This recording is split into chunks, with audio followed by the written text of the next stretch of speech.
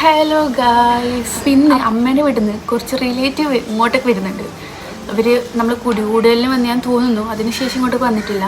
അപ്പോൾ പെട്ടെന്ന് ആയതുകൊണ്ട് തന്നെ നമ്മൾ ചിക്കൻ കറിയും അതേപോലെ തന്നെ നെയ്ച്ചോറ് ഉണ്ടാക്കാൻ വിചാരിച്ചു. ഞാൻ നേരെ കുളിച്ചിട്ട് നേരെ കിച്ചണിൽ കയറി, കാരണം അമ്മേനെ സഹായിക്കാൻ വേറെ ആരും ഉണ്ടായിരുന്നില്ല. അങ്ങനെ ഞാൻ സലാഡ് ഉണ്ടാക്കി.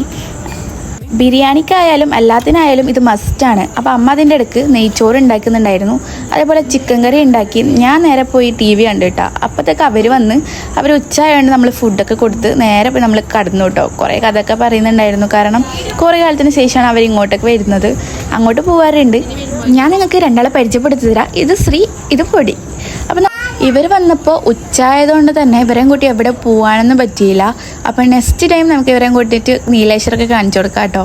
അപ്പോൾ നമ്മൾ നേരെ കടപ്പുറം പോയി. അപ്പം തന്നെ ബസ്സിൻ്റെ സമയമായതുകൊണ്ട് അപ്പം തന്നെ തിരിച്ചു വന്നു കേട്ടോ. അപ്പോൾ ഇന്നത്തെ വീഡിയോ ഇത്രയേ ഉള്ളൂ. Bye guys.